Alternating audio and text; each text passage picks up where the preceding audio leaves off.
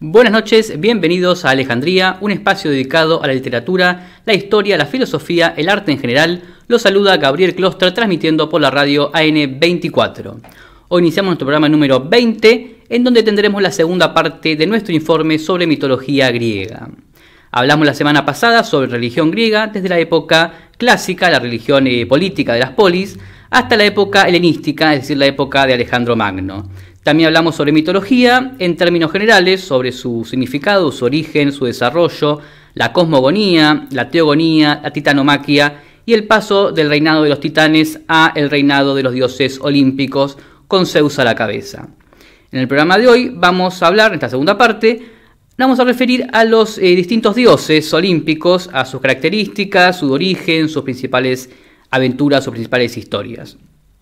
Pero como siempre me gustaría comenzar el programa agradeciendo y saludando a todos los que hacen posible que salga al aire, a mi familia, a mis amigos, a todo el equipo de Radio AN24, comenzando por su director Alejandro Biondini, a Alejandro César, a Marcelo Di Marco, a Germán Torre, nuestro operador, a José Cucurul y Emiliano Ríos en el diseño, a Azul Prado y Nicolás Díaz en la difusión. También un gran saludo a Luna, a Federico Rosas, a José Casais, a Fabián Medina de Ledesma Jujuy, a Martín, a Gustavo Adolfo, a Cintia Benítez, a Danudia Moslavac. También muchas gracias a ellas. Para comunicarse con el programa pueden hacerlo a través de nuestro mail, programa de radio alejandría@gmail.com, también en nuestra página de Facebook, programa de radio Alejandría, y también en nuestra cuenta de YouTube, al de Alejandría, y en la cuenta de Instagram, alejandría.ar. Bien, ahora sí. En el programa anterior, como dije recién, comenzamos con este informe sobre mitología y religión griega. Hemos hablado de la religión política, que dijimos que no era política por los partidos políticos, sino porque es de la polis, la ciudad-estado griega. Hablamos de sus características principales, sus ritos, su evolución. También hablamos de los misterios que se desarrollaron en paralelo a la religión. Y por último, cómo era la religión también en la época helenística, la época de Alejandro Magno. En cuanto a la mitología, hemos dicho que se refería tanto al estudio de los mitos como al conjunto de mitos, definiendo al mito como una historia ejemplar con valor explicativo. Trataban de explicar una realidad social. Estos mitos son de carácter dramático, es decir, que se desarrolla una acción y se transmite de generación en generación de forma oral.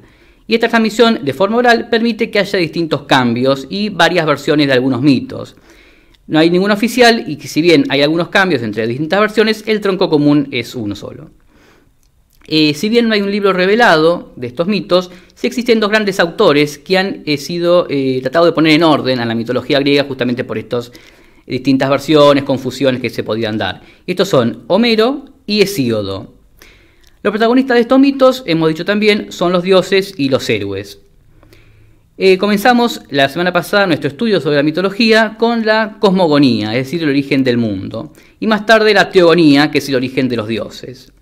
Brevemente, recomiendo por supuesto que escuchen el programa anterior que está ya subido a nuestra cuenta de YouTube, pero brevemente lo que comentábamos que al principio fue el caos, inmediatamente surgen Gea, la tierra, y Tártaro, el infierno, y un poco después Eros, que es el principio de deseo sexual, que es necesario para que se empiecen a mezclar estos primeros entes. De la unión de Gea y Urano surgen los titanes, el más importante es Crono, que destrona a su padre Urano cortándole los testículos. De Crono y Rea nacen Zeus, Hades, Poseidón, Hestia, Hera y Deméter.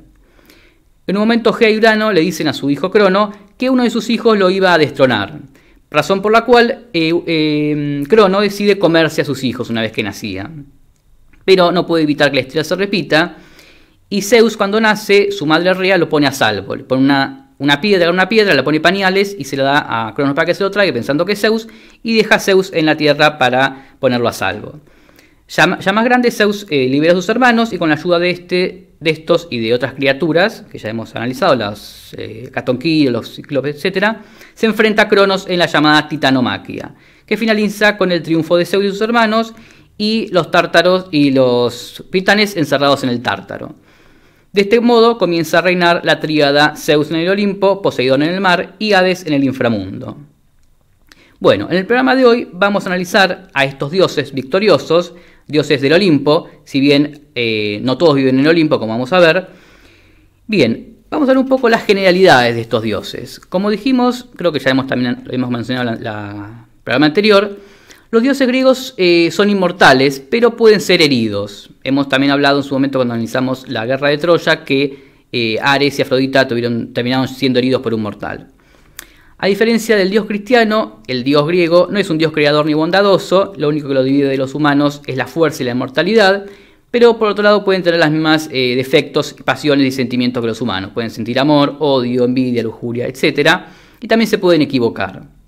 Se alimentan de ambrosía y néctar y habitan en el Olimpo, aunque no todos, como dijimos. En el Olimpo habitan solamente 12. Tenía que ser, sí o sí tenían que ser 12. Lo hemos visto cuando hablamos de Heracles, que Heracles no fue aceptado para vivir en el Olimpo, pues tenían que ser 12, pero sí fue aceptado como portero del Olimpo. Bueno, una salida fácil que hubo ahí. Bien, el Olimpo era el Monte Olimpo, la cima del Monte Olimpo, ahí en Grecia.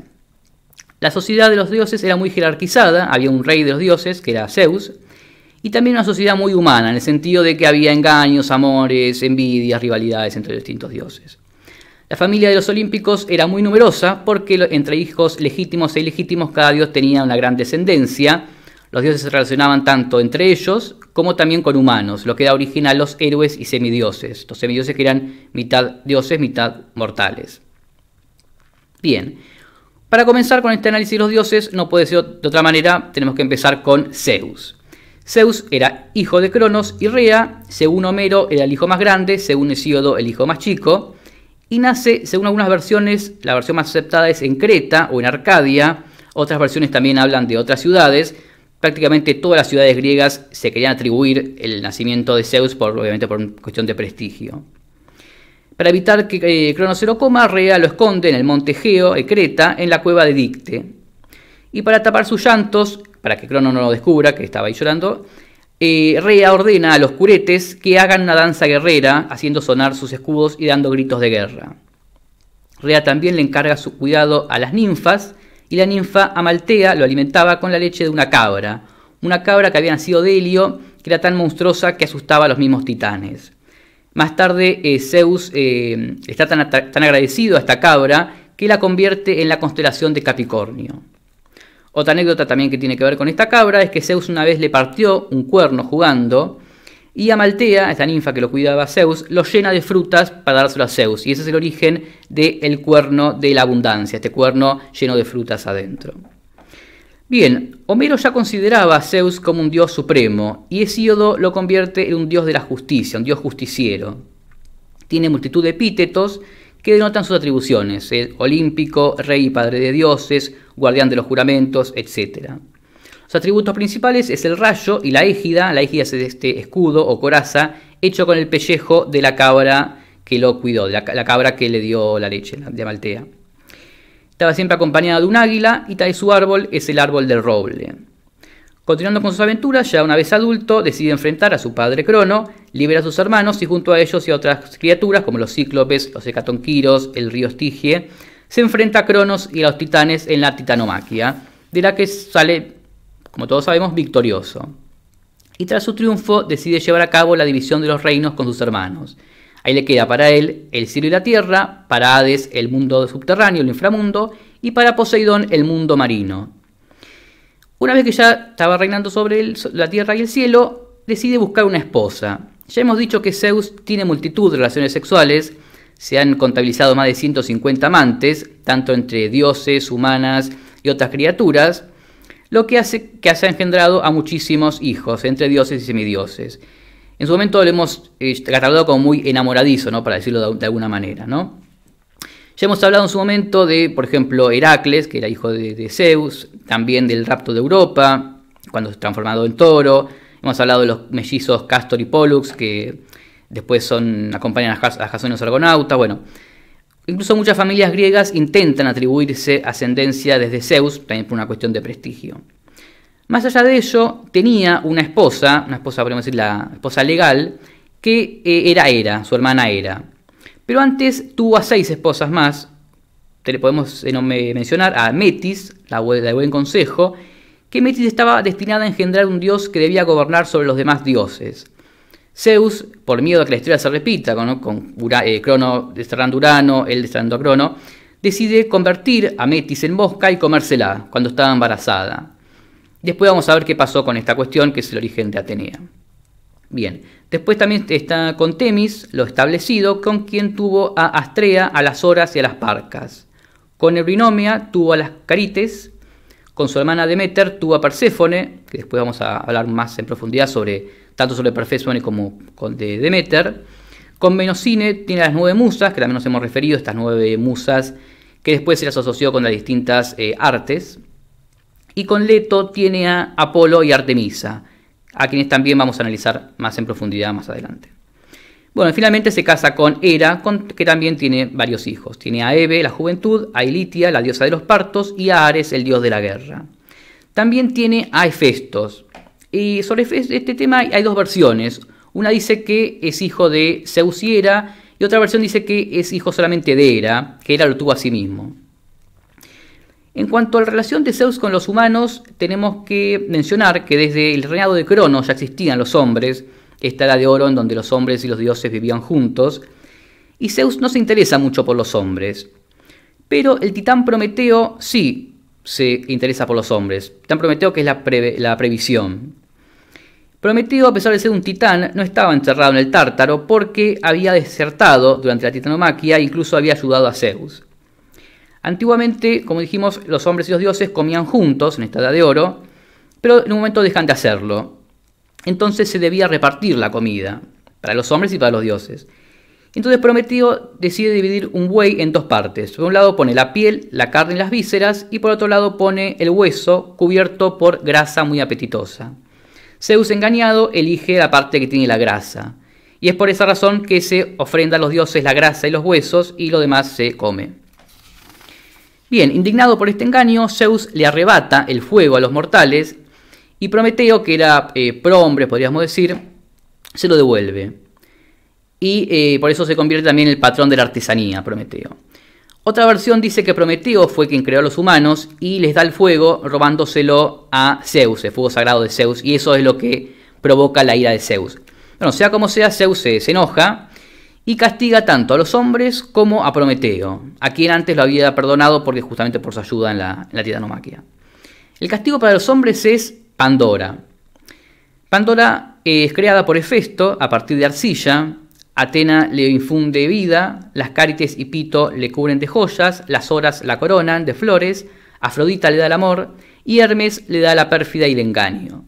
Y Zeus finalmente se la envía a Epimeteo, que era el hermano de Prometeo. Prometeo previamente le había advertido a su hermano Epimeteo que no acepte regalos de Zeus. Epimeteo no le hace caso y acepta a Pandora. Y Pandora tenía una jarra que en la mayoría de las versiones es una caja, la famosa caja de Pandora, pero que en realidad es una jarra. Bueno, en esta caja o jarra estaban metidas todas las enfermedades y los males. Y por curiosidad, Pandora quiere ver lo que hay adentro y abre esta caja o esta jarra y todos los males y enfermedades se esparcen por el mundo, quedando solamente la esperanza. Y ahí, bueno, es la frase de que siempre hay esperanza, aunque si uno analiza bien, podríamos decir que la esperanza también es otro mal o otra enfermedad, que no salió nada más. Sea como sea, bueno, ese es el castigo para los hombres. Y a Prometeo lo castiga de una forma bastante terrible. Envía a Kratos y a Vía, que es la fuerza y la violencia, y a Hefestos, para que lo encadenen en el Cáucaso. Y allí un águila le devoraba el hígado durante el día. Por la noche se le regeneraba el hígado para que al día siguiente el águila lo vuelva a comer. Y así eternamente.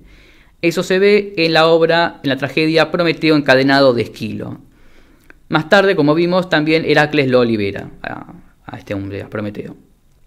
Prometeo se casa con Climene, con quien tuvo a Deucalión, mientras que Epimeteo se casa con Pandora y tuvieron a Pirra.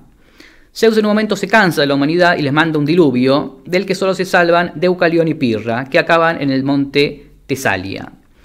Allí Zeus le concede un deseo y estos hombres de Deucalión y Pirra piden tener compañeros. Pero para eso debían lanzar piedras por arriba de sus hombros. Otras versiones dicen que tienen que lanzar huesos. Bueno, en fin, las piedras lanzadas por Deucalión dieron lugar a los hombres y las piedras lanzadas por Pirra dan origen a las mujeres.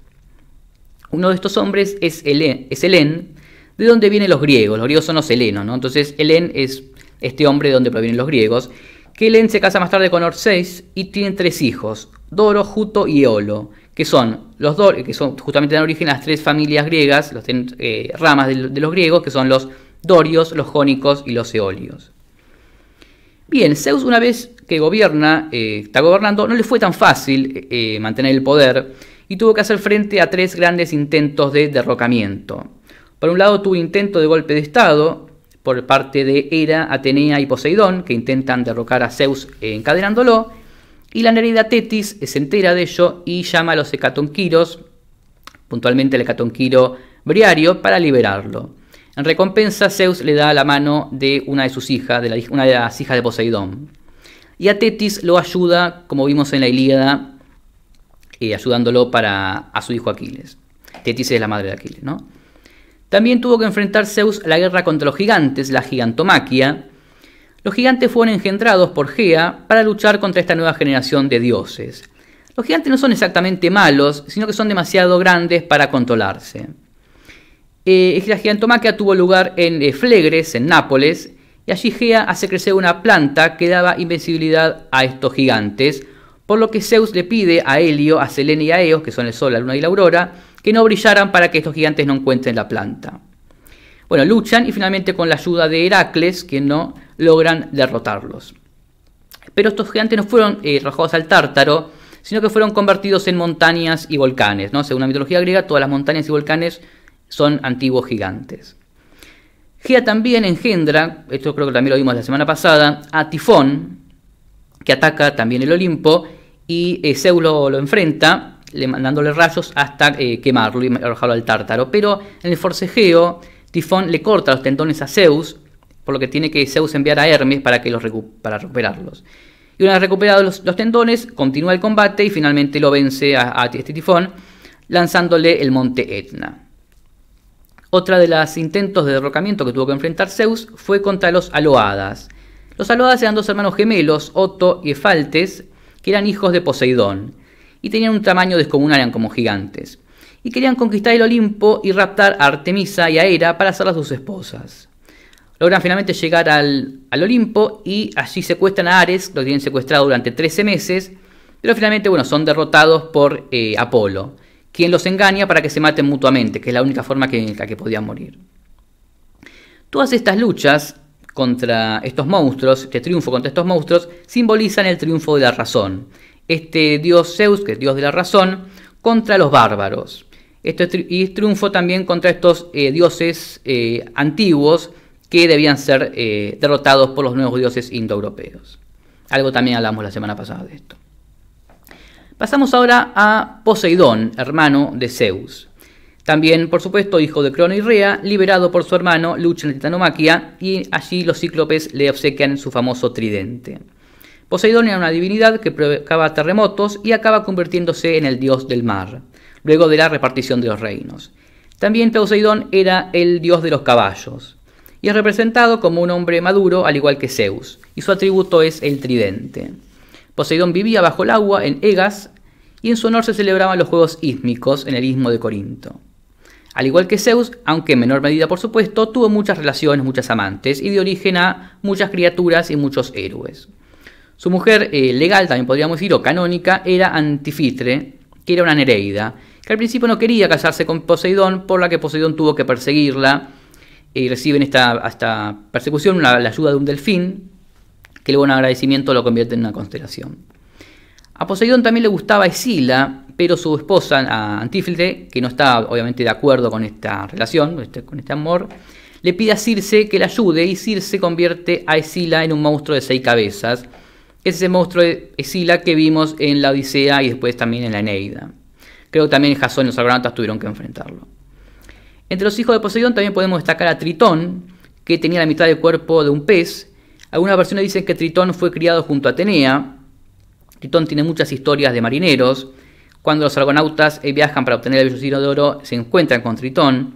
Y Tritón finalmente muere en Tanagra cuando quería violar a unas mujeres en la costa, que unas mujeres que estaban bañando, y la gente del pueblo lo emborracha y después le corta la cabeza. Poseidón con Medusa también tienen al caballo alado Pegaso, que de esta forma algunos dicen que es la posible relación que había entre que Poseidón sea el dios de los caballos, porque no había mucha relación, porque los caballos no son animales acuáticos, ¿no? Bien, Poseidón también intentó violar a Deméter en Acadia y de esta relación surge el caballo Arión, que era inmortal y podía hablar. Y esto también se dio porque en el intento de escapar de su hermano Poseidón, Demeter se convierte en yegua, y ahí es cuando la posee Poseidón. Otros hijos famosos de Poseidón es Perseo y Pelias, y también fue padre del gigante Anteo. En Atenas, antes de ser Atenas, se celebró un concurso para decidir qué nombre le iban a poner a la ciudad. Entonces se llamó al dios Poseidón y al dios Atenea.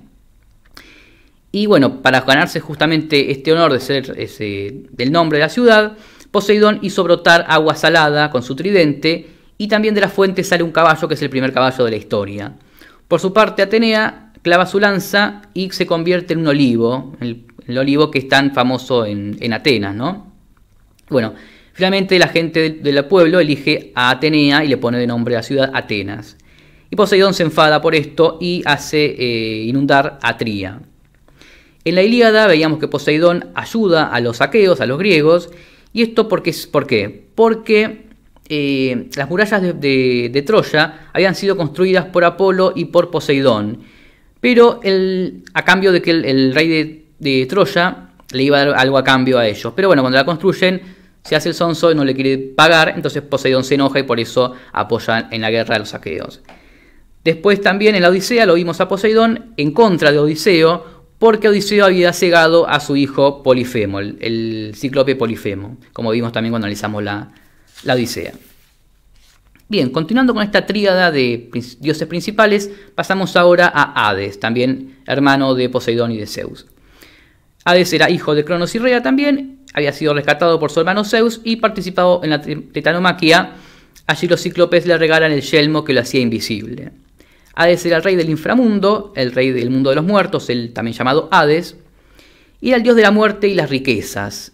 No era un dios malvado, como muchas veces se lo quiere hacer parecer, sino que era un dios sombrío y triste e inexorable, porque nadie podía salir del Hades, nadie podía escapar de la muerte. Solo algunos héroes logran salir del Hades, entre ellos podemos mencionar a Odiseo, a Eneas, a Heracles, no mucho más. También ahí son pocos los dioses que entran y salen del Hades, entre ellos podemos mencionar a Perséfone y a Hermes. Tenía varios epítetos Hades, pero estos epítetos no solamente era para nombrarlo o para un recurso mnemotécnico de los aedos, sino también usaba esos epítetos para evitar nombrarlo, como un tabú de nombrar a la muerte, ¿no? Estas supersticiones. Entonces se lo llamaba el hospitalario, el que tiene buena voluntad. Solamente tenía un templo en Grecia, sí se le dio más culto en Roma, que se llama Plutón. Y acá hay un punto interesante, porque ya hemos analizado en su momento que los romanos, cuando conquistan, absorben las divinidades de distintos pueblos que conquistan, y cuando llegan a Grecia, absorben toda la mitología y toda la religión griega, y le cambian los nombres a los dioses, que pasan a ser, por ejemplo, Hades, Plutón.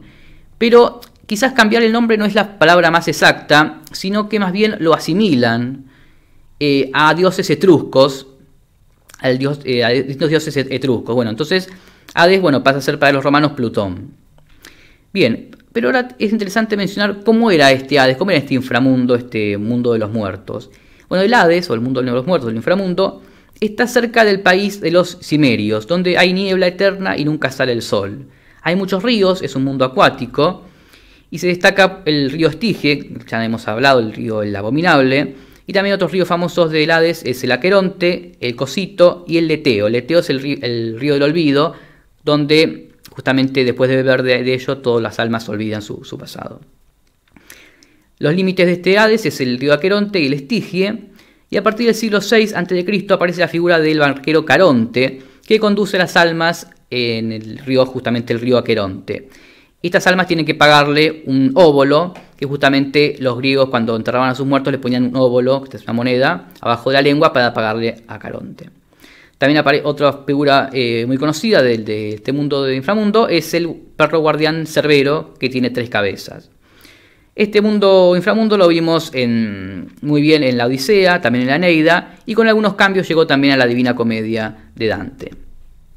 En la época poshomérica se suma también a este mundo de los muertos el juicio, donde los buenos van al Elicio, donde reina Crono, y los malos van al Tártaro, donde reina Radamantis. De este juicio escapan los niños, los guerreros y los suicidas, que van a una especie de limbo. Las almas no tienen cuerpo, ni sentimientos, ni inteligencia. En el Elíseo sí, los muertos conservan su cuerpo. Y una alternativa a los campos elíseos es la isla de los bienaventurados, donde van distintos héroes que se ganan justamente ese honor. Y los dioses eligen quiénes van a esta isla de los bienaventurados. También los dioses eligen quién va al Tártaro a sufrir distintos castigos. Entre estas personas que están en el Tártaro sufriendo castigos, podemos mencionar muy famosa la historia de Sísifo, el rey de Corinto, que estaba condenado en el Tártaro a subir una piedra enorme una y otra vez. Sísifo era un pirata que mataba, robaba, era una mala persona, que se enfrentó a la muerte cuando vino a llevárselo, y una vez muerto también quiso engañar a los dioses, porque le dijo, antes de morir le dijo a su mujer que no le hiciera ritos funerarios. Y una vez que llega ante los dioses dice, bueno, no, mirá, mi mujer no me está haciendo ritos funerarios, y déjame que vuelva a la tierra para castigarla. Bueno, los dioses lo dejan volver a la vida, a la tierra, para castigar a su esposa, y una vez en la tierra, Sísifo intenta escapar nuevamente, entonces es finalmente castigado a subir una y otra vez una pesada piedra, que algunos ven este castigo de Sísifo como un símbolo de la inutilidad de la vida humana. También en el Hades vivían las Erinias, que ya hemos hablado, estas diosas vengadoras que vengaban los delitos de sangre, que si bien viven en el Tártaro, persiguen a sus criminales de sangre en vida. Bien, pasamos ahora a la diosa Demeter, también hija de Crono y Rea, y es la diosa madre, diosa de la fertilidad, de la agricultura y de la naturaleza. Su símbolo es la amapola, el trigo, la antorcha y el cerdo. Es protectora del matrimonio y la ley sagrada. Demeter tuvo algunos amantes, entre ellos podemos mencionar a Jación, con quien tuvo a Pluto, y a el mismo Zeus, con quien tuvo a Perséfone. La historia más importante en cuanto a Demeter es justamente la de su hija Perséfone, quien se convierte en la reina del Hades. Perséfone era una diosa virgen de extraordinaria belleza, que Hades se enamora de ella y le pide permiso a Zeus para desposarla, pero Perséfone no quería tener nada que ver, no quería ser la esposa de Hades. Entonces Hades la rapta, engañándola con una flor. Mientras Perséfone recogía flores, Hades hizo crecer una flor muy hermosa, y cuando Perséfone quería recogerla, Hades se abre la tierra y Hades se la traga. Demeter la busca por 9 días y 9 noches, y en ese tiempo nada crece en la tierra, por la tristeza de Demeter. Helio, que es el sol que todo lo ve, le cuenta a Demeter lo que pasó, y Demeter, muy enojada, abandona el Olimpo y acude a Eleusis, que queda en el norte de Atenas. Allí descansa en un pozo, se hace amiga de las hijas del rey que la invitan a la casa. Allí conoce a la nodriza Yambe, que canta yambos, y un poco Demeter empieza a olvidar su tristeza. Y en agradecimiento a esta hospitalidad que tuvieron con ella, frotaba al niño, al hijo del rey, con ambrosía. En un momento la madre, la reina, la sorprende y la reprende porque la ve toqueteando a su hijo. Obviamente no reconoce que es la diosa Demeter. Y Demeter se enoja un poco y en parte como castigo obliga a esta mujer a instaurar los misterios de Eleusis, que ya hemos mencionado el programa anterior, cuando hablamos de los misterios de Eleusis, que es en honor a Demeter y a Perséfone. Pero ¿qué pasaba? En la tierra seguía sin crecer nada porque Demeter estaba triste, entonces los dioses deciden tratar de solucionar este tema y que Hades devuelva a Perséfone. Hades acepta, pero engaña nuevamente a Perséfone, haciéndole comer varios granos de una granada del Hades. Y si comes algo del Hades, perteneces al Hades, no puedes salir del Hades. Finalmente, se llegó a un arreglo en que Perséfone pasaba 3 meses en el Hades, junto a Hades, en el inframundo, y el resto del año junto a su madre Demeter y los demás dioses. Se dice que mientras está en el inframundo es invierno, porque no crece nada, porque Demeter está triste. Vemos ahí un poco el origen, según la mitología, de las estaciones, del invierno. Pasamos ahora a la diosa Hestia, que es una diosa y guardiana del fuego sagrado. También diosa del hogar y de la familia, es la primogénita de Crono y Rea.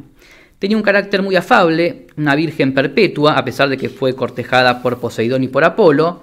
Y Hestia es la única diosa que no se mete en los asuntos ni de dioses ni de hombres.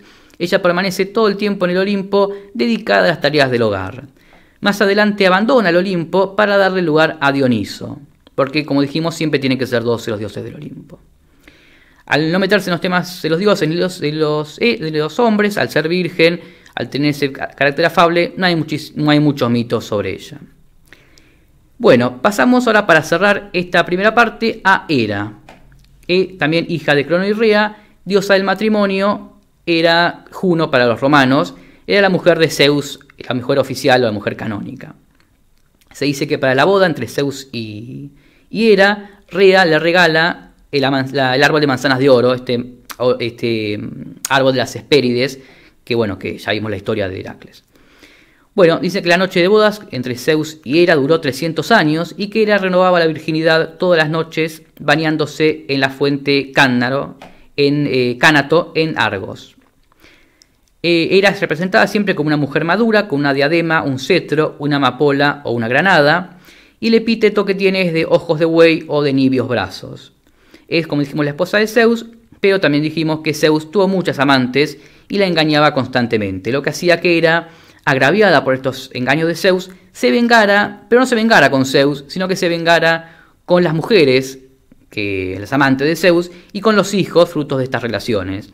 Ya hablamos del intento de asesinar a Heracles y todas las tramoyas que le hizo a Heracles.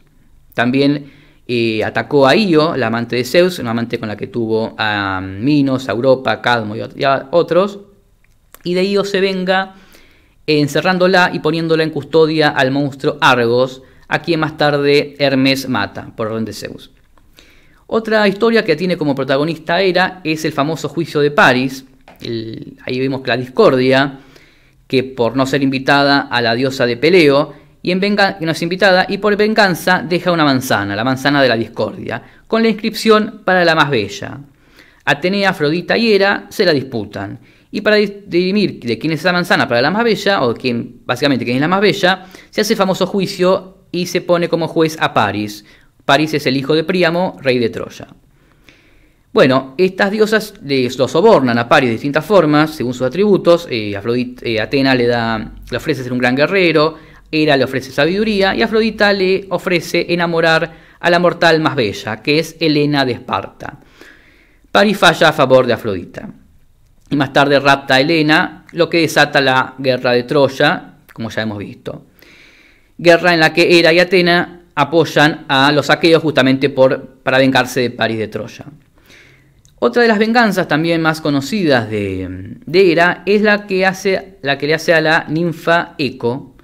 La ninfa Eco era una ninfa muy hermosa y muy alegre, a la cual Zeus seduce y posee. Cuando Hera descubre este engaño, castiga a Eco quitándole la voz y obligándola a repetir la última palabra que decía la persona con la que mantenía una conversación. Justamente es el eco, eso es el origen del eco, ¿no? Bueno, este castigo hace que justamente no pueda interactuar con nadie y se retira al campo. Y allí en el campo se enamora del cazador Narciso, que era muy hermoso. Y Eco lo seguía a todas partes sin ser vista. En un momento logra comunicarle su amor, a lo que Narciso se ríe de ella y eso hace que Eco se ponga muy triste y termine muriendo de desamor. Pero Narciso también tiene su historia y también tiene su revancha, su venganza, porque también iba a ser castigado a sufrir un amor no correspondido. Allí Némesis, que es la que arruina a los soberbios, lo maldice y hace que se enamore de su propio reflejo. Y el joven termina finalmente muriendo de desamor. Otras versiones dicen que muere ahogado mientras veía su propio reflejo en el río y trataba de abrazarlo. Muere ahogado. Y más tarde se convierte en la flor Narciso. Bien. Ahora vamos a hacer una pausa con este informe. Y para irnos a la pausa vamos a ir con un tema de la cantante española Cristina Rosenbinge, quien relata esta historia de Eco y Narciso de una forma mucho más linda que lo que hago yo. Vamos a la pausa y ya volvemos.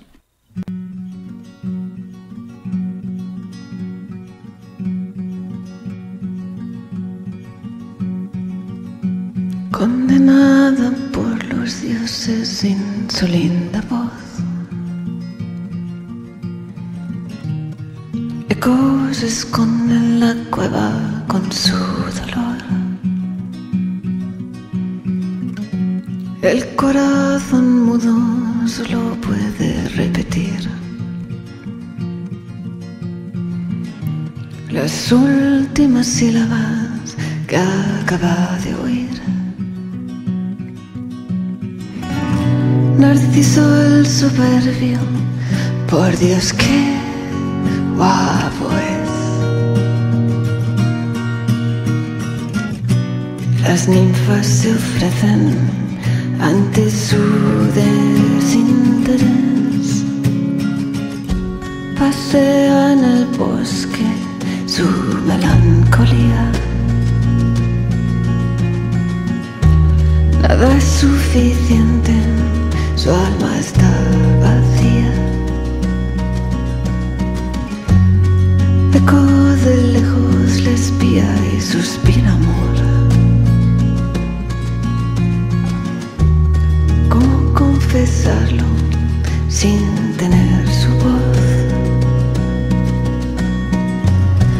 Un claro del bosque se abre para los dos. La pálida ninfa se muestra toda candora. ¿Quién eres tú, niña loca?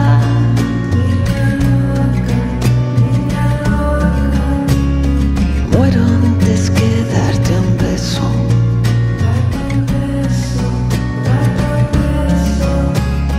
Quiero estar solo en el río.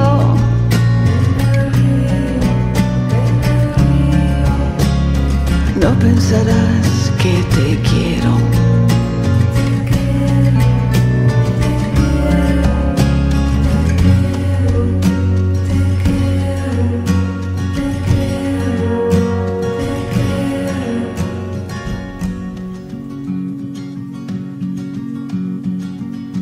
Narciso recibe castigo por ser tan cruel.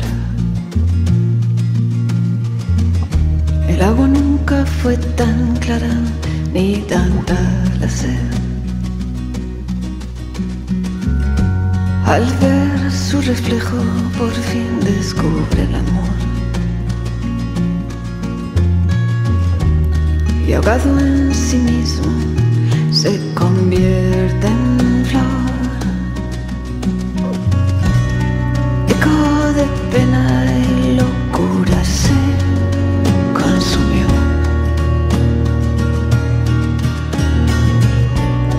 Solo quedó resonando sin fin su linda voz. ¿Quién eres tú, niña loca?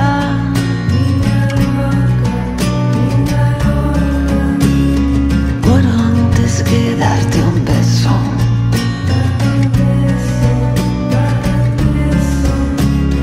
Quiero estar solo en el río.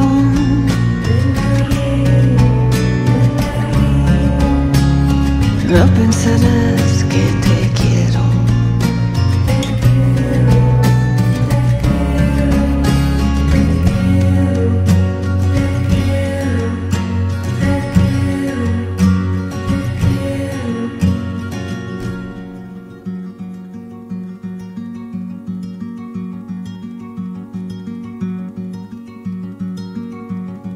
Ahora tú dime qué demonios hago yo aquí. Soy solo tu espejo o me ves a mí. Se me consiente algo más que repetir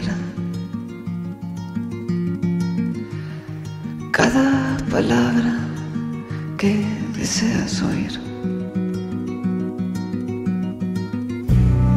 Tocas del agua, se te hunde la nariz. La imagen es vana, el llanto no tiene fin. ¿Quién eres tú, niña loca?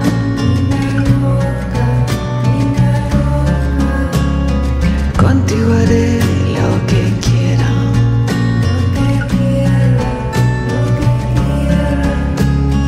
¿No ves qué triste es mi vida?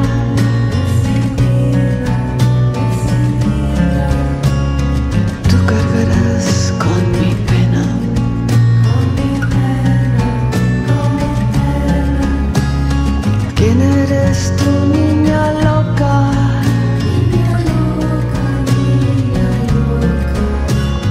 Muero antes que darte un beso.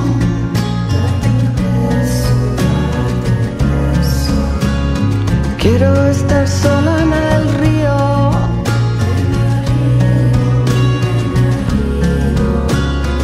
No pensarás que te quiero.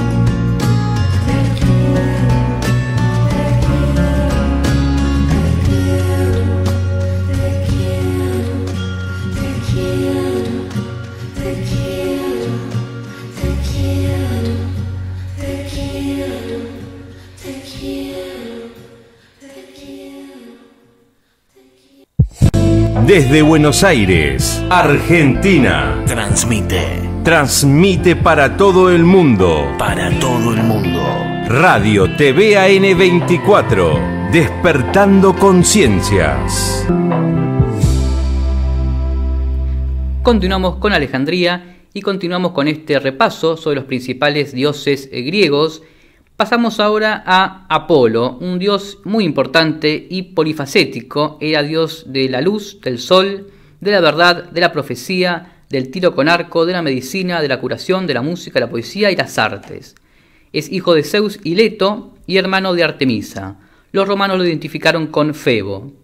Tuvo gran influencia en Delos y en Delfos, y esto de dios de la medicina lo era directamente o también por medio de su hijo Asclepios. Asclepios es Esculapio, y vamos a ver más adelante, es uno de los pocos dioses junto a Pan que mueren. Apolo, como dios de la medicina, no solamente podía dar la cura, sino también podía traer plaga y enfermedad, como hemos visto en la Ilíada, que desata esa plaga contra los campamentos aqueos. Y como jefe de las musas, es que es dios de la música y la danza. Hermes crea la lira para él. Después vamos a verlo más adelante. Los atributos principales de Apolo es el arco y la flecha y la cítara o la lira. Los símbolos es el laurel, la palmera, porque se dice que nació bajo una palmera, las cigarras, por esto de ser estos bichos cantantes, músicos, el cuervo y los ratones. También simboliza la belleza, la justa medida, la armonía, la razón, por eso esto de lo apolonio, lo apolonio, que en contraste con el éxtasis y el desorden, que es lo dionisíaco. De esto hablaba Nietzsche en El nacimiento de la tragedia. Y sobre este tema, Dionisio y Apolo eran hermanos por parte de padre, ambos hijos de Zeus, y no eran enemigos, es decir, que sus características eran complementarias y no contradictorias. Y lo importante justamente era la medida justa y saber cuándo ser apolíneo y cuándo ser dionisíaco. Bien, cuando nació Apolo le suplicó a Hefestos que le hiciera un arco y una flecha para matar a Pitón, que era un dragón, otra versión dicen que es una serpiente, que había perseguido y atacado a su madre. Para esto, con una vez que tenía el arco y la flecha, arrinconó al dragón en una cueva sagrada de Delfos y lo mata. Y desde entonces Apolo tiene el don de la profecía. Siempre hay una relación entre las serpientes y los dragones con la profecía. Y por eso también es tan importante Delfos para los oráculos. El oráculo de Delfos era el más importante, sin duda, en este mundo griego. También Apolo visitaba el país de los hiperbóreos, un país donde ninguna nave podía llegar y donde no había ni penas ni luchas. Vimos también en su momento que Heracles llega también a ese país de los hiperbóreos persiguiendo una cierva. Bien, Zeus se enoja con Esculapio en su momento porque curaba mucho a la gente y le robaba súbditos a Hades. Y entonces Zeus lo mata, lo fulmina con un rayo. Ahí vemos que entonces Asclepios es uno de los dioses que mueren. Y Apolo, en venganza contra Zeus por haber matado a su hijo, mata a los cíclopes, que los cíclopes, recuerden, eran estas criaturas que le hacían rayos a Zeus, por tanto Zeus los quería mucho, ¿no? Y Zeus se enoja con Apolo entonces por esto y lo condena, pero en lugar de condenarlo al Tártaro, lo condena a trabajos forzados con el rey Admeto de Arcadia. Este rey Admeto lo trata muy bien a Apolo, y en agradecimiento Apolo lo ayuda a casarse con Alcersis y también lo convence a las Moiras para darle un poco más de tiempo de vida. Recordemos que las Moiras eran las que definía hasta cuánto vivía una persona. Mientras estaba trabajando para rey Admeto, cuidando su ganado, es cuando se da este episodio que comentábamos en donde Hermes le da la lira, le construye la lira. Al nacer el dios Hermes se escapa y roba el ganado de Apolo, este ganado del rey Admeto. y se esconde en una cueva donde hay una tortuga, y con el caparazón de esta tortuga y las tripas de las vacas crea la lira, este instrumento. Bueno, finalmente Apolo logra dar con donde estaba Hermes, y bueno, dice que le devuelva las vacas, y Hermes le da la lira, y la lira le encanta tanto a Apolo este instrumento de la lira, le gusta cómo suena, que hacen un intercambio. Él se queda con la lira y que Hermes se quede con las vacas. Bien, en la Ilíada veíamos que Apolo ayuda a los troyanos, le envía la plaga a los aqueos, después más tarde salva a Eneas, que había sido herido por Diomedes, y también más tarde, ya este episodio no se ve en la Ilíada, pero sí tiene que ver con la guerra de Troya, ayuda a París a matar a Aquiles. Y la bronca con Aquiles venía en parte porque Aquiles había matado a Troilo, que era hijo de Apolo. Bueno, otra historia también que tiene como protagonista a Apolo es la historia de Níobe. Níobe era una humana que alardeó de su superioridad sobre Leto porque ella había engendrado 14 hijos y Leto solamente había engendrado a 2, a Apolo y a Artemisa. Bueno, Apolo se enoja con esto. Un tema importante que es la cuestión de la soberbia de los mortales contra los dioses. Esto que los griegos llamaban la ibris. La ibris es la soberbia que generalmente se tiene entre los humanos que quieren ser dioses, ¿no? O que quieren retar a los dioses. Bueno, en venganza por esta cuestión, Apolo mata a los hijos de Níobe, a los 14 hijos de Níobe, junto a su hermana Artemisa. Él mata a los varones y Artemisa mata a las mujeres. Bien, otra historia muy conocida de Apolo, quizás la más conocida, la más representada, digamos, en el arte, es la historia de Apolo y Dafne.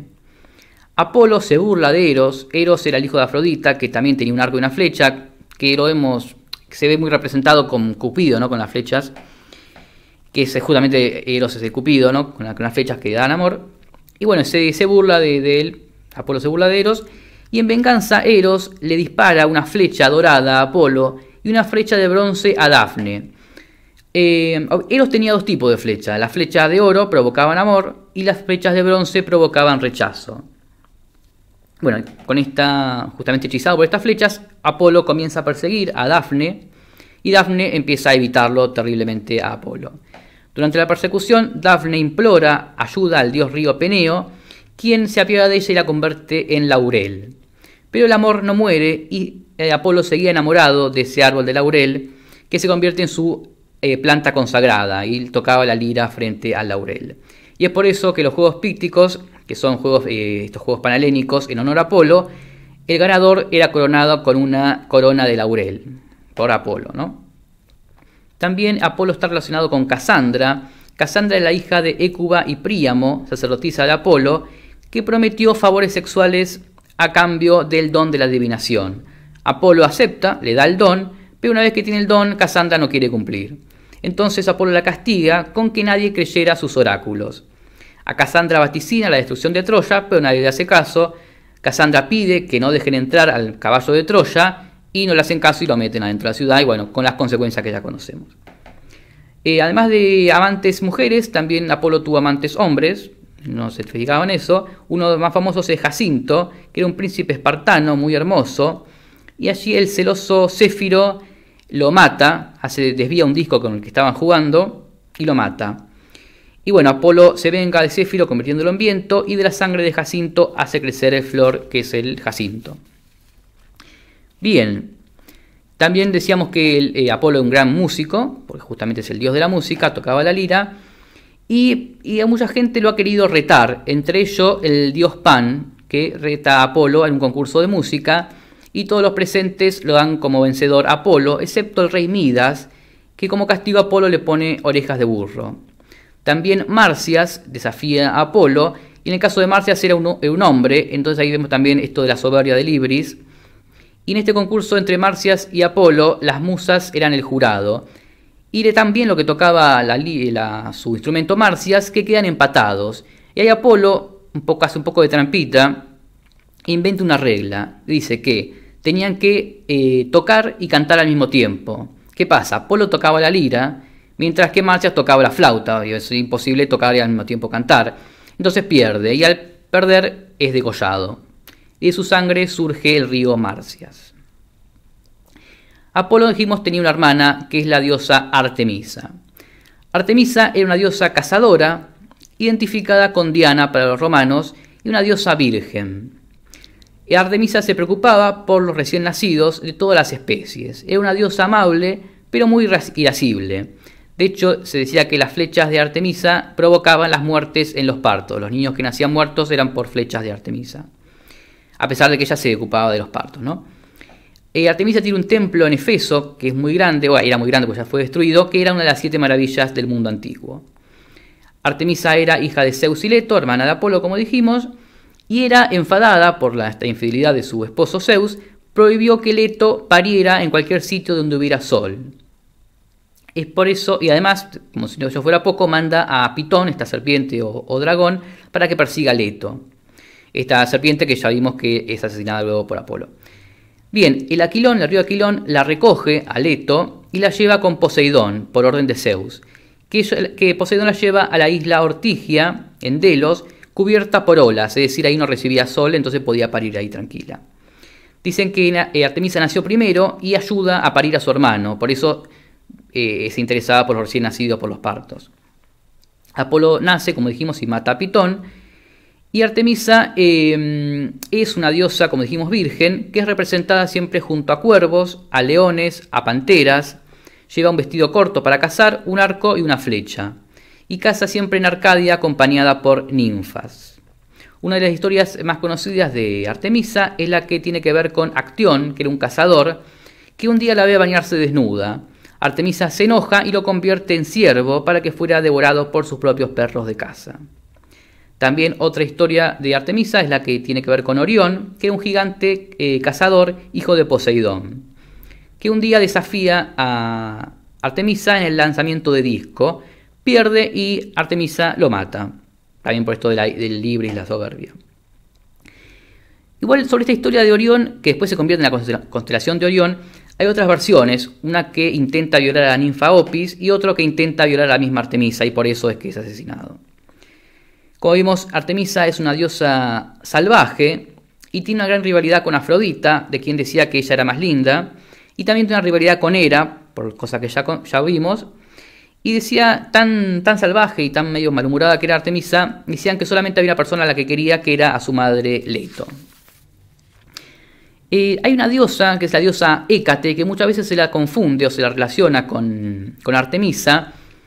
También se la relaciona con Perséfone por su relación con la fertilidad y con la magia. Y Hécate, la diosa de las encrucijadas. Las encrucijadas son estos enlaces en varios caminos, y por eso que la estatua de Hécate es una cabeza mirando a cada camino, con tres cabezas, ¿no?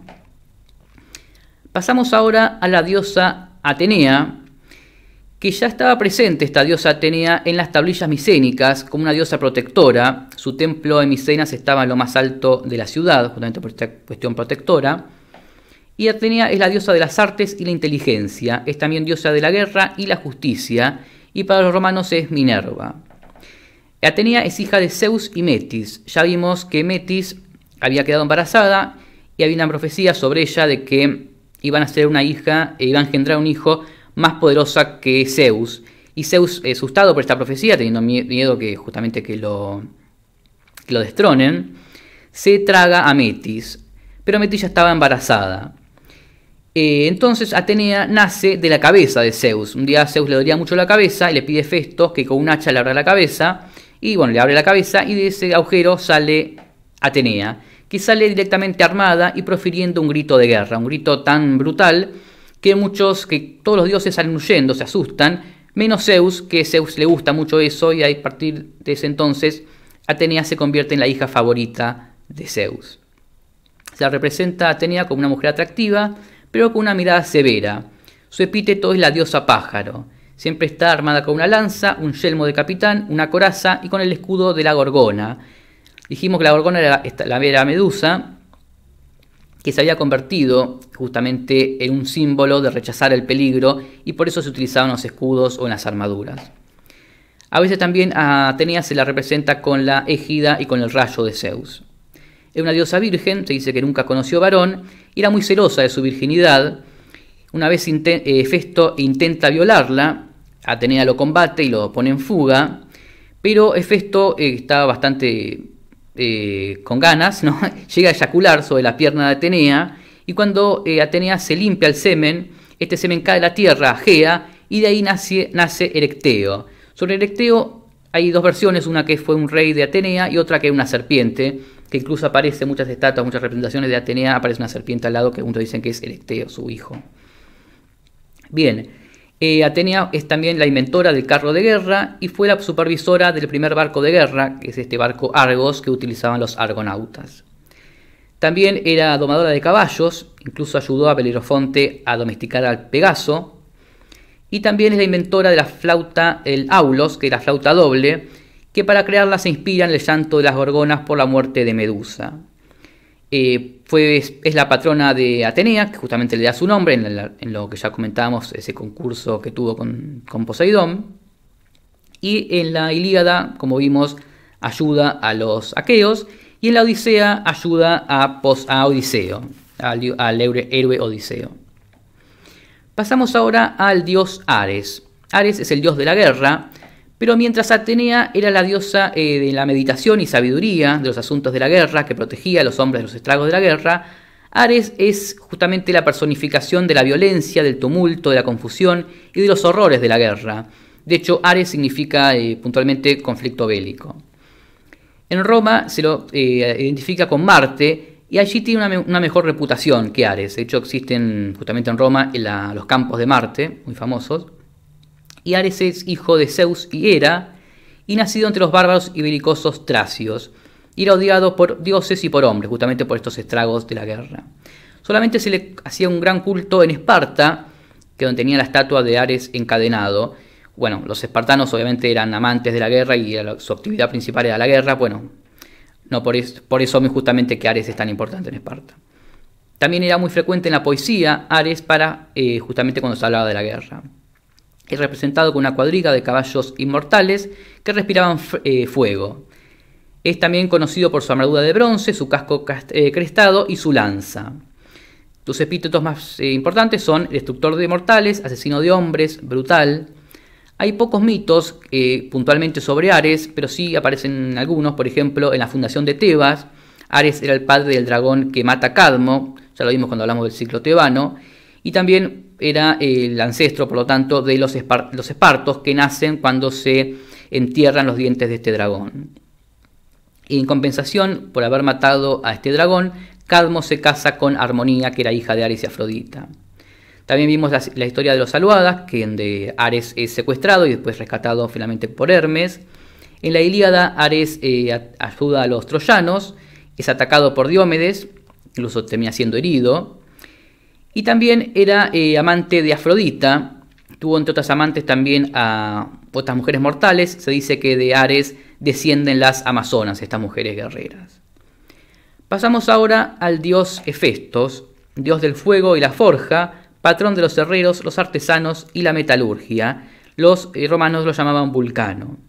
Era un dios feo y cojo, caminaba con un palo justamente por su cojera, y a veces era representado con los pies al revés. Era hijo de Hera, sobre eso hay dos versiones, una que fue con intervención de Zeus, o sea, hijo de Zeus y Hera, otra que era solamente hijo de Hera, sin intervención. Según la teogonía de Hesíodo, decía que Hera lo tuvo sola, justamente celosa por Atenea, mientras que Homero dice que Zeus fue el padre. Bueno, sea como sea, si era feo y cojo, eso lo tienen claro ambos autores. Y sobre su cojera también hay dos versiones. Una que Hera lo arrojó a la tierra por su fealdad, cuando cae queda cojo, queda rengo, ¿no? Y otra versión dice que Zeus lo arroja por la conspiración que habíamos visto entre Hefesto y Hera y Poseidón para derrocarlo. Sea como sea, Hefesto se venga de su madre Hera, atrapándola en un trono, y la libera con la condición de casarse con Afrodita, que era la diosa más hermosa. Afrodita se casa con Hefesto, pero la engaña constantemente, entre otros con Ares. Una vez Helio, que era el sol que todo lo ve, le cuenta a Hefesto sobre estas infidelidades, y Hefesto atrapa a Afrodita y Ares con una red de plata indestructible, justo cuando estaban justamente en el acto sexual, y llama a los otros dioses y le dice, bueno, mire lo que está pasando. Ares y Afrodita hacen un juramento de si los liberan nunca más iban a estar juntos. Hefesto lo libera, pero ellos salen corriendo. Bien, Hefesto es muy famoso fue un constructor de armas y artilugios mágicos. Entre ellos se pueden enumerar el casco y las sandalias aladas de Hermes, la égida de Zeus, la armadura de Aquiles, justamente por agradecimiento a Tetis que lo cuidó cuando cayó a la tierra, la armadura de Eneas también, el carro de Helio, el hombro de Pélope, el arco y las flechas de Eros, y también al gigante Talos, que vimos que se enfrentó con los argonautas. Pasamos ahora, para cerrar este segundo bloque, con la diosa Afrodita, diosa del amor. Nace, como habíamos dicho la semana pasada, del pene de Urano, luego de que fuera castrado por Crono, y era tan bella que los habitantes del mar acuden a su nacimiento a contemplarla. Otras versiones dicen que en realidad esto de que el pene de Neptuno fue todo un invento para tapar una relación extramatrimonial de Zeus con Dione, que serían sus verdaderos padres. Sea como sea, Afrodita es la diosa del amor sexual, de la belleza y del deseo. Se cría en la isla de Citera, en Chipre, criada por las Gracias. Luego llega al monte Olimpo, acompañada de Eros, el amor, y Hemieo, que es el deseo. Todos los dioses al verla quedan totalmente enamorados y creen cortejarla, mientras que las mujeres diosas se ponen celosas. Su belleza le da un cierto poder sobre los demás, lo que hace que por momentos sea vanidosa, se la represente así como vanidosa. Se casa, como dijimos, con Hefesto, a quien la llena de joyas y regalos, pero que ella lo engaña constantemente. Tuvo muchos amantes, entre ellos el dios Ares, a Dioniso, Hermes y también algunos humanos como Anquises, con quien tuvo a Eneas. En Grecia fue muy importante Afrodita, pero tuvo más importancia en Roma, que era conocida como Venus. ¿Por qué? Porque Eneas, como ya lo vimos cuando analizamos la Eneida, fue en cierta forma el padre de Roma, ancestro de Julio César y de Augusto. Por lo tanto, Augusto descendía de la diosa Venus, que era justamente lo que Augusto quería reflejar con la Eneida. Por eso le pide a Virgilio que haga la Eneida, para darle un origen divino tanto a su imperio como a él mismo. También Julio César decía que contar con la protección de Venus. Bien, como dijimos, Venus o Afrodita era una diosa muy vengativa. De hecho, una historia muy conocida, que la reina de Chipre había dicho que su hija Mirra era más hermosa que Afrodita. Vemos nuevamente la ira y la soberbia. Y Afrodita la castiga infundiéndole un deseo irrefrenable por su padre. De esta relación incestuosa nace Adonis. El padre, una vez que descubre esta cuestión, condena a muerte a su hija Mirra, pero Afrodita ahí se apiada de ella y la convierte en el árbol de mirra.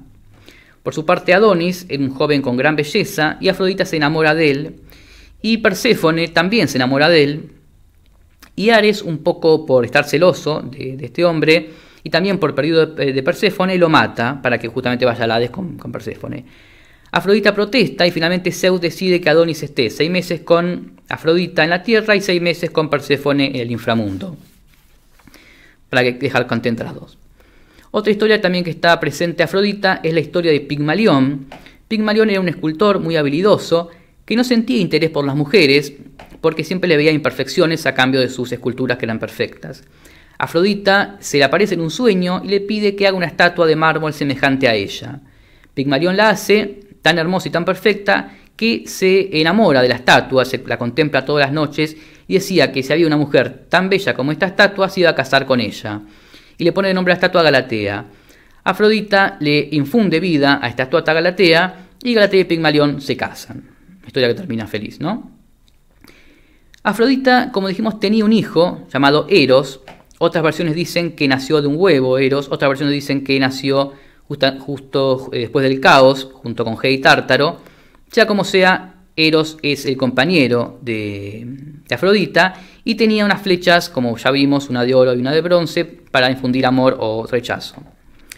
Bien, en una ocasión había una joven muy hermosa llamada Psique, que Afrodita, celosa, le pide a Eros que la enamore del hombre más feo de la tierra. Pero accidentalmente Eros se corta un dedo con la flecha dorada y se enamora perdidamente de Psique. Ahí vemos la famosa historia de Eros y Psique. Cuando Psique se duerme, Eros la lleva volando hacia su palacio. Pero para evitar la ira de su madre, una vez que tiene a Psique en su palacio, Eros se presenta siempre de noche, en la oscuridad, para no revelar su identidad. En un momento, Psique empieza a dudar y piensa: ¿por qué si este hombre siempre está en la oscuridad? debe ser un monstruo. Entonces una noche va con una lámpara encendida para observarlo y ver cómo era realmente su rostro, pero tiene una gota de aceite de esta lámpara de aceite, se cae, en aceite hirviendo, se cae en el rostro de Eros, que estaba dormido, quien se despierta y lo abandona decepcionado piensa que es como un desplante haber tirado aceite hirviendo en la cara. Bueno, cuando sí que se da cuenta de lo que hizo, le ruega a Afrodita que le conceda recuperar el amor de Eros, pero la diosa rencorosa le ordena realizar 4 tareas prácticamente imposibles, algo parecido a lo que le pasó a Heracles. Bueno, cumple los primeros 3 trabajos, Psique, pero el último trabajo es más difícil sin duda, es ir al inframundo a pedirle un poco de belleza a Perséfone, una caja con belleza. Psique finalmente, después de varias aventuras, lo consigue y va con esta caja, con la belleza de Perséfone, pero un poco también por curiosidad o para tomar un poco de belleza, abre esta caja que en realidad no tenía belleza, sino que tenía un sueño estigio, que es un vapor narcótico que sume la amnesia a los muertos cuando llegan al Hades. Mientras tanto, Eros, que le había perdonado, se había dado cuenta que había sido un error y había observado mientras cumplía estas tareas, decide rescatar a Psique y limpia de sus ojos el sueño, y le suplica luego a Zeus y Afrodita su permiso para casarse con ella. Finalmente Zeus y Afrodita acceden a este pedido, olvidan sus rencores, la convierten en inmortal, y Eros y Psique finalmente se casan y la historia termina feliz. Bien, con esto vamos a ir a una pequeña pausa y cuando regresemos ya al último bloque de Alejandría. Radio TV AN24. Siempre a tu lado. Siempre en línea. Despertando conciencias. Continuamos con Alejandría y ya estamos en el último bloque. Estamos ya terminando este repaso por los dioses griegos. Vamos a pasar ahora al dios Hermes, el dios mensajero de los dioses, principalmente de Zeus, también dios de las fronteras y de los viajeros, de los pastores y las vacadas, de los oradores y el ingenio, de los literatos y poetas, del atletismo, de los pesos y medidas, de los inventos y del comercio, de la astucia, de los ladrones y los mentirosos. Como vemos, también un dios multifacético muy importante. Está identificado con Mercurio en Roma y también se dice que proviene del dios egipcio Tot.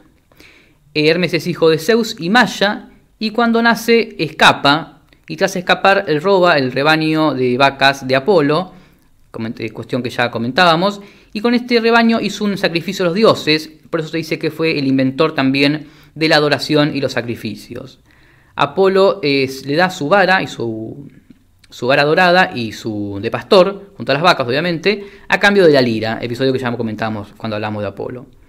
Zeus lo hizo su mensajero junto a Iris. Llevaba un sombrero de viajero, vara, caduceo, sandalias con alas que representan justamente el de mensajero. Simboliza el uso de la palabra y la elocuencia, y por eso cuando se hacía sacrificios a Hermes se sacrificaba la lengua de los animales.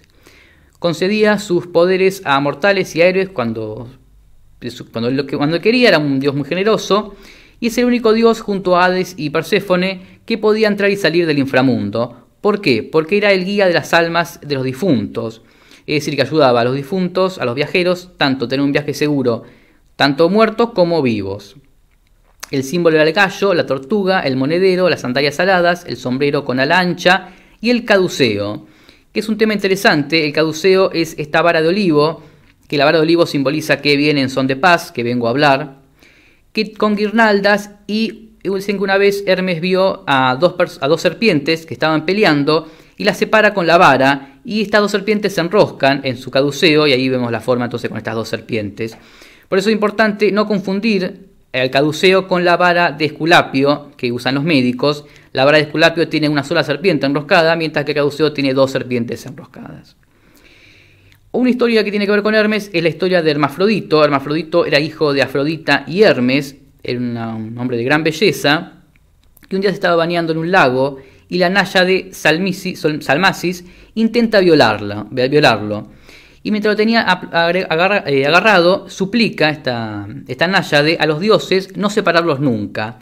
Los dioses hacen caso y los unen en una sola persona, de doble sexto, De ahí surge justamente el tema del hermafrodita, que tiene dos sexos. También Hermes ayuda a Perseo a matar a la Medusa gracias a sus sandalias aladas, a la hoz de Zeus y al casco de invisibilidad de Hades. Y también otra historia que tiene a Hermes como protagonista es el asesinato del gigante Argos. Recordemos que Argos era este gigante que tenía 100 ojos, que estaba custodiando a Io por orden de Hera. Y bueno, Hermes mata a este este gigante por orden de Zeus. Y después Hera lo convierte en un pavo real. Por eso el pavo real tiene tantos ojos, es por este gigante Argos que tenía 100 ojos. Pasamos ahora al dios Dioniso, el dios del vino, inspirador de la locura ritual y el éxtasis. Dios, en ese sentido, lo consideran liberador. Patrón de la agricultura y el teatro también. ¿Por qué del teatro? Porque justamente el teatro surge durante las fiestas dionisíacas. El origen del culto es desconocido, por eso se considera a veces a Dioniso como un dios extranjero, también conocido como Baco para los romanos. Tenía su séquito, que se llamaba Tiaso, formado por las Meneades o Bacantes, y bueno, a Dioniso siempre también se lo representaba con una corona de vid y una copa de vino. Dioniso era hijo de Zeus y Sémele, y tuvo un nacimiento bastante inusual, porque su madre, Sémele, era Ana Mortal, que justamente era para vengarse, le engaña, se transforma de vieja y le hace dudar sobre la identidad de Zeus. Le dice, no, este no es Zeus, es un tipo que se hace pasar por Zeus, etc. Bueno, Sémele le pide justamente a Zeus que se mostrara en todo su esplendor para comprobar que era justamente el dios Zeus. Y bueno, Zeus aparece con truenos, con relámpagos y Sémele termina muriendo carbonizada. Pero Zeus logra rescatar el feto de Dioniso y se lo implanta en el muslo. Otras versiones dicen que se lo implanta en el testículo, lo que explicaría por qué el desenfreno sexual de Dioniso. Algo parecido a lo que pasa con Hermafrodita, que surge del pene de Urano. Bueno, hay otra versión sobre el nacimiento de Dioniso que dice que Dioniso es hijo de Zeus y Perséfone, y Hera, en venganza por esta infidelidad, manda a los titanes a matarlo, y bueno, lo malo descuartiza todo al bebé, pero Zeus rescata el corazón que implanta en Sémele. Sea como sea, vemos ahí el tema del renacimiento, por eso, por este motivo, se lo adoraba mucho a Dioniso en las religiones místicas, que tenían que ver mucho con el renacimiento, con el más allá, etc. Los epítetos que tenía Dioniso era Dimetor, es decir, de doble nacimiento o de doble madre, justamente por estos mitos que hablábamos del nacimiento. Durante su niñez también hay dos versiones, una que Zeus le dio a Dioniso a Hermes, que se lo entregó a Tamante e Ino para que lo criaran como una niña, para escapar de la ira de Hera, y otra versión que Zeus se lo dio a Perséfone para que lo criaran en el inframundo, lejos de Hera. Sea como sea, ya mayor de edad, Dioniso descubre la cultura del vino y cómo obtener el vino de la uva. Hera lo enloquece y lo pone a vagar por el mundo. Rea locura en Asia, donde difunde su culto al vino, y llega más tarde a Grecia triunfante y empezó también a instaurar este culto al vino. Se lo relaciona también siempre a Dioniso con animales exóticos, justamente por este origen supuestamente asiático. Es un dios especialmente atractivo. En una ocasión es capturado por piratas, creyendo que era un príncipe, y una vez que estaban ahí navegando en el barco, se convierte en pantera, hace que algunos marineros piratas caigan al agua y se conviertan en delfines. Solamente el timonel, que reconoce al dios, es el que se salva. Otra historia también que tiene que ver con Dioniso es la historia de Sileno. Sileno era un compadre de Dioniso, un amigo de Dioniso, que en un momento se emborracha y termina, para saber cómo, en la corte del rey Midas, que lo trata muy bien. Entonces, en reconocimiento por haber tratado también a su amigo, Dioniso le agradece y le ofrece cualquier cosa que el rey Midas le pida. El rey Midas le pide que todo lo que toque se convierta en oro. Una historia muy famosa. Bueno, Midas toca una piedra, se convierte en oro, estaba recontento. ¿Qué pasa? Cuando quiere comer, la comida también se convierte en oro. Se iba a morir de hambre. Cuando quiere acariciar a su hija, también se convierte en oro. Entonces, bueno, le pide a Dioniso deshacer este deseo. Y Dioniso lo hace, pero para eso debía bañarse en las aguas del río Pactolo. Y se baña y las arenas se convierten en oro. Por eso se dice que ese río Pactolo tiene ese color de oro por esta cuestión. Otra historia también que tiene a Dioniso como protagonista es en la tragedia de las Bacantes de Eurípides, donde Dionisio va a Tebas y su primo Penteo niega su divinidad y prohíbe el culto al vino y emborracharse en esa ciudad. Dioniso lo vuelve loco y acaba siendo descuartizado por las bacantes, que no permitían que vean sus mitos. Otro también que negó la divinidad de Dioniso fue el rey Licurgo de Tracia, que encierra a los seguidores de Dioniso, cansado de las borracheras, y Dioniso envía una sequía en venganza a Tracia, que genera una revuelta, y bueno, en ese estado de locura también Licurgo mata a su hijo, y un oráculo dice que la única forma de solucionar esa sequía es matando a Licurgo. Es por eso que el pueblo lo descuartiza. Y bueno, ahí se cura la sequía. Bien. Para cerrar con este repaso de los dioses griegos, vamos a referirnos al dios Pan, que es el dios de los pastores y los rebaños, que fue muy venerado en Arcadia. Es el dios de la fertilidad y la sexualidad masculina desenfrenada. Perseguía a las ninfas por los bosques, una gran similitud con Dionisos. Era un dios cazador, curandero y músico. Portaba el cayado de pastor y tocaba la flauta, que es la flauta de Pan. Vivía en las fuentes y en las sombras, donde espiaba y dormía, y tenía patas de cabra. Era el dios de la naturaleza salvaje y causaba el miedo enloquecedor. Justamente de ahí surge la palabra pánico, que es este miedo enloquecedor. Era hijo de Hermes con la hija de un rey, y al nacer se escapa por las montañas y Hermes lo tuvo que buscar para llevarlo al Olimpo, donde lo llamaron Pan por ser la diversión de todos. Estaba enamorado de la ninfa Siringa, y justamente la persigue esta ninfa Siringa, que huyendo de Pan cae en un río y le pide ayuda a Zeus, que la convierte en un cañaveral. Cuando Pan llega y ve esta cañaveral, cuando el viento da contra el cañaveral, hace un sonido que a Pan le gusta, y por eso que crea la flauta de Pan, con las cañas de este cañaveral, que es una especie de flauta con cañas, ¿no? No me sale la palabra, tipo una quena. Bien, otra historia también que tiene a Pan como protagonista la cuenta Heródoto. Heródoto es el padre de la historia. Y cuando Heródoto habla de la guerra de Maratón, que es la batalla de Maratón, que es una batalla que ocurrió en las guerras médicas, dice que un ateniense se encuentra con Pan y Pan le dice que van a ganar la batalla. Y se dice que durante la batalla los persas huyeron despavoridos por pánico. Y dice, un pánico generado por Pan. Y a partir de ahí, en agradecimiento, fue incluido entre los grandes dioses de Atena.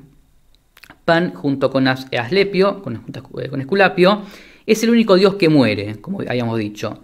Y muere durante el reinado de Tiberio en el siglo I. Y ahí se lo vincula mucho con el nacimiento de Cristo, es decir, la muerte de un antiguo orden de caos con el nacimiento de un nuevo orden que trae el cristianismo. Más tarde se lo identificó a Pan con Satanás, justamente por esto de macho cabrío, de las patas de cabra. Más allá de las representaciones que tiene Satanás o el diablo, realmente el diablo tiene se representa de muchas formas, lamentablemente, y algunas bastante agradables, lamentablemente. Bien, hasta aquí hemos llegado con este informe sobre mitología griega.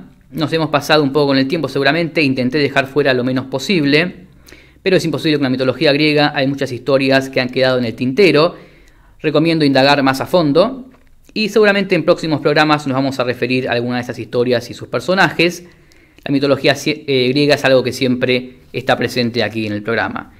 Bien, con esto ponemos punto final al programa de hoy, al programa número 20. Reitero mis saludos y agradecimientos a todos los que me han escuchado. Nos estaremos reencontrando el próximo viernes a las 22 horas por esta misma radio AN24.